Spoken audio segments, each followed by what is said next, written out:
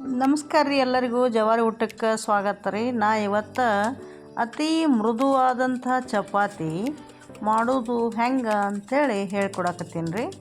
ಈಗ ಜರಡಿ ತಗೊಂಡು ಹಿಟ್ಟು ಚಂದಂಗೆ ಚಾಣಿಸ್ಕೊಳ್ಳೋದ್ರಿ. ನಾ ಒಂದು ಅರ್ಧ kg ಹಾಕುವಷ್ಟು ಚಾಣಿಸ್ಕೊಳಕತ್ತೀನಿ. ಅದಕ್ಕೆ ಚಾಣಿಸ್ಬೇಕ್ರಿ ಕಂಪಲ್ಸರಿ. ಯಾಕಂತಂದ್ರೆ ಹುಳ ಅದಿರ್ತಾವ, ನುಸಿಯಾಗಿರ್ತಾವೆ. ಮತ್ತು ಅದ್ರಾಗ ನಾನು ಕೊಂಡು ತೊಗೊಂಡದ್ದು ಹಿಟ್ಟು ಐತ್ರಿ, ಮನ್ಯಾಗ ಬೀಸಿದ್ದಲ್ಲ. ನಿಮ್ರಣ ಅಂತ ಒಂದು ಚಲೋ ಪ್ಯಾಕೆಟ್ ಸಿಗ್ತೈತೆ ರೀ, ಅದರಲ್ಲಿ ಭಾಳ ಸಾಫ್ಟ್ ಆಗ್ತಾವೆ ರೀ.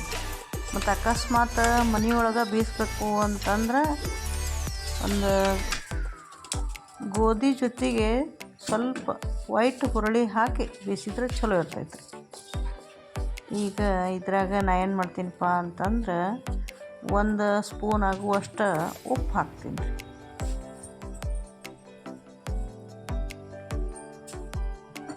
ಆಮೇಲೆ ಸ್ವಲ್ಪ ನೀರು ಹಾಕಿ ಚಂದಂಗೆ ನಾದ್ಕೋತ ಹೋಗೋದ್ರಿ.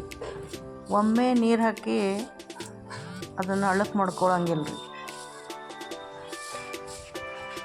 ನಮ್ಗೆ ಹೆಂಗೆ ಅದಕ್ಕೆ ಬೇಕು ಹಂಗಂಗೆ ಸ್ವಲ್ಪ ಹಿಟ್ಟಿಗೆ ನೀರು ಹಾಕ್ಕೊತ ಹೋಗಿ ಅದನ್ನೇನು ಮಾಡಪ್ಪ ಅಂತಂದ್ರೆ ಚಂದಂಗೆ ನಾದ್ಕೊಡ್ರಿ. ನಾವು ಎಷ್ಟು ಚಂದ ನಾದ್ತೀವಿ ಅಷ್ಟು ಚಪಾತಿ ಮೆತ್ತಗೆ ಆಗ್ತಾವ್ರಿ. ಮೃದು ಅಂದ್ರೆ ಮೃದು ಆಗ್ತಾವ್ರಿ. ಈ ನಾಲ್ಗೆ ಮ್ಯಾಗ ಇಟ್ಟರೆ ಕರಗಬೇಕು ಹಂಗೆ. ಮತ್ತು ಅಷ್ಟೇ ಅಲ್ರಿ, ನಾವು 2-3 ದಿವಸ ಇಟ್ಟರೂ ಆ ಚಪಾತಿ ಅಷ್ಟು ಮೆತ್ತಗಿರ್ತೈತೆ ರೀ, ಹಾರ್ಡ್ ಆಗೋದಿಲ್ಲ. ಈಗ ಬೇರೆ ಚಪಾತಿ 1 ತಾಸು ಬೇಡ 2 ತಾಸ್ನಾಗ ಅಂತಂದ್ರೆ ಏನಾಗ್ತಾವಪ್ಪ ಅಂತಂದ್ರೆ ಹಾರ್ಡ್ ಆಗಿಬಿಡ್ತಾವೆ ರೀ. ಈ ನಿಮ್ರನಾಗಲಿ ಅಥವಾ ಪೂರ್ಣ ಆಗಲಿ ಕೆಲವೊಂದಿಷ್ಟು ಹಿಟ್ಟು ಅದಾವೆ ರೀ, ಆ ಹಿಟ್ಟಿಗೆ ಚಪಾತಿ ಭಾಳ ಸಾಫ್ಟ್ ಆಗ್ತಾವೆ ರೀ.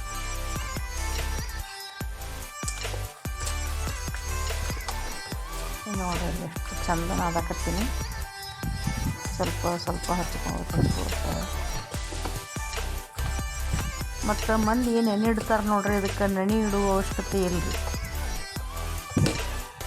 ಅಷ್ಟು ಚಂದ ನಾದ್ಕೊಂಡಿದ್ದು ಒಮ್ಮೆ.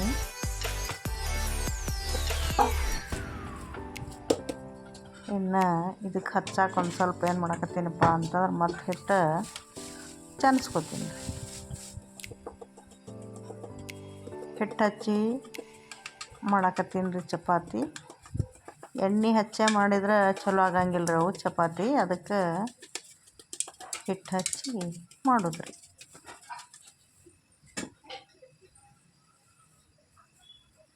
ಈಗೇನೈತಿ ಚಪಾತಿ ಲಟ್ಟಿಸಿ ತವಿ ಬಿಸಿಗಿಟ್ಟೀನಿ ರೀ, ಚಪಾತಿ ಲಟ್ಸಾಕತ್ತೀನಿ ರೀ.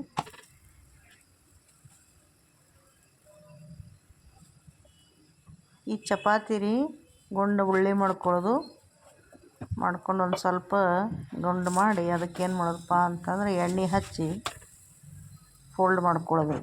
ಅಲ್ಲಿ ಮಾಡ್ಕೊಳಕತ್ತೀನಿ ನೋಡಿ ಹಂಗೆ. ಇದ್ರಾಗ ಒಂದು 2 ಟೈಪ್ ನಾ ಚಪಾತಿ ಮಾಡೋದು ತೋರಿಸೀನಿ ರೀ. ಈಗ ಫೋಲ್ಡ್ ಮಾಡ್ಕೊಂಡದ್ದು ಹಿಟ್ಟು ಏನು ಮಾಡಪ್ಪ ಅಂತಂದ್ರೆ ಇಲ್ಲಿ ಚಪಾತಿ ಮಾಡಿ ತೋರ್ಸಾಕತ್ತೀನಿ ರೀ. ಚಂದ ಉಪ್ಪುತ್ತವ್ರಿ, ಮೆತ್ತಗಾಗ್ತಾವ.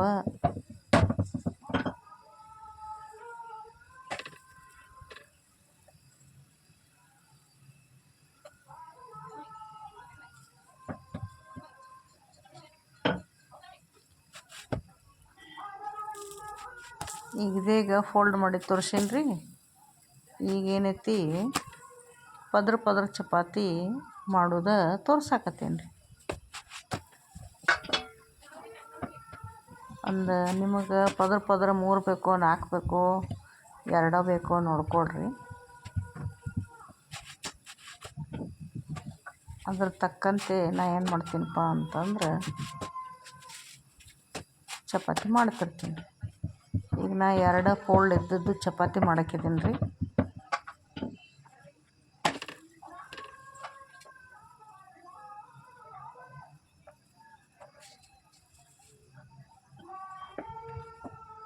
ಎಲ್ಲರಿಗೂ ಚಪಾತಿ ಮಾಡೋದಂದ್ರೆ ಬೇಸರ ಆಗ್ತೈತ್ರಿ. ಆ ಕಡೆ ದಕ್ಷಿಣ ಕರ್ನಾಟಕಕ್ಕಂತೂ ಬರೀ ಅನ್ನ ಸಾರಣ ತಿಂತಾರೆ ರೀ. ಚಪಾತಿ ಮುಂಜಾನೆ ನಾಷ್ಟಾಕ್ಕೆ ತಿಂತಾರೆ ರೀ ಅವರೆಲ್ಲ ಬಿಟ್ಟು.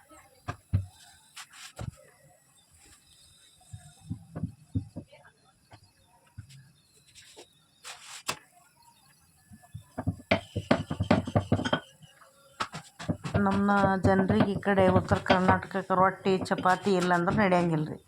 ಮ್ಯಾಲೆ ಸ್ವಲ್ಪ ಅನ್ನ ತಿಂತಾರೆ ರೀ.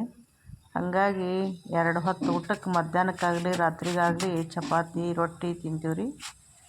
ಅದಕ್ಕೆ ಎಲ್ಲರೂ ರೊಟ್ಟಿ ಮಾಡಿ ತೋರಿಸ್ತಿರ್ತಾರೆ, ನಾ ಚಪಾತಿ ಮಾಡಿ ತೋರ್ಸಾಕತ್ತೀನಿ ರೀ.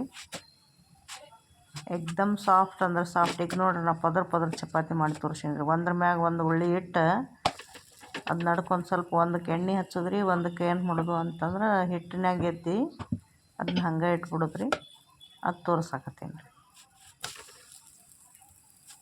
ಇದು ಪದರ ಚಪಾತಿದು 2 ಮಾಡಿ ತೋರ್ಸೀನಿ ರೀ. ಮೊದಲಿಂದ 4 ಫೋಲ್ಡ್ ಮಾಡಿ ತೋರಿಸಿದ್ನಿ.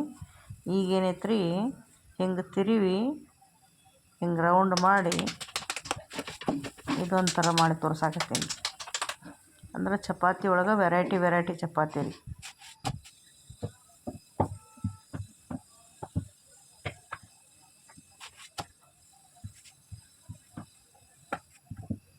ನಿಮಗೆ ಗಡಿಬಿಡಿ ಇತ್ತು, ಭಾಳ ಮಂದಿ ಬಂದಿರು ಅಂತಂದ್ರೆ ಪದರ ಚಪಾತಿ ಮಾಡ್ರೆ. ನೋಡ್ರಿ ಅಲ್ಲಿ ಹೆಂಗೆ ಹೊಂಡಿತ್ತು ಆರಾಮಾಗಿ ರೊಟ್ಟಿ ಚಪಾತಿ.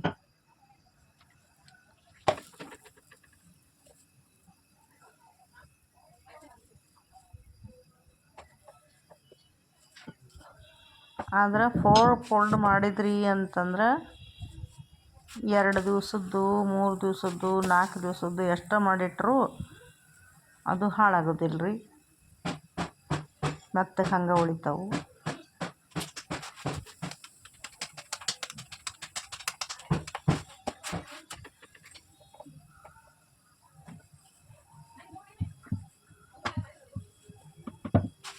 ಕೆಂಪಾಗೋ ತನಕ ಬೇಯಿಸ್ಬೇಕು ರೀ. ಬಾಯಾಗ ರುಚಿ ಭಾಳ ಇರ್ತೈತೆ ರೀ ಈ ಚಪಾತಿ.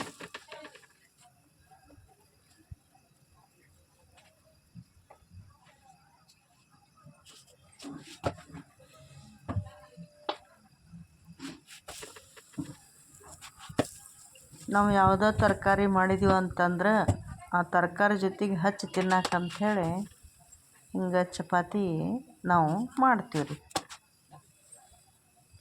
ಎಲ್ಲ ಉದ್ರ ಎಲ್ಲ ಪಲ್ಯ ಇರ್ತೈತೆ ರೀ ನಮ್ದು. ಸಾರು ಗೀರು ಏನು ಇರಂಗಿಲ್ಲ, ಹೆಚ್ಚಾಗಿ ಅನ್ನದ ಜೊತೆಗೆ ಅಷ್ಟೇ ಸಾರು ರೀ ನಮ್ದು. ಈ ಚಪಾತಿ ರೊಟ್ಟಿ ಜೊತೆಗೆ ಉದ್ರ ಪಲ್ಯನೇ ಎಲ್ಲ ಮಾಡ್ತೀವಿ ರೀ. ಈಗ ಮತ್ತು ನಾ ಏನು ಮಾಡಿನಪ್ಪ ಅಂತಂದ್ರೆ 4 ಫೋಲ್ಡ್ ಮಾಡಿ ಇಟ್ಟದ್ದು ಚಪಾತಿ ಹೆಂಗೆ ಮಾಡತ್ತೀನಿ ಅದನ್ನ ಮಾಡಕತ್ತೀನಿ ರೀ.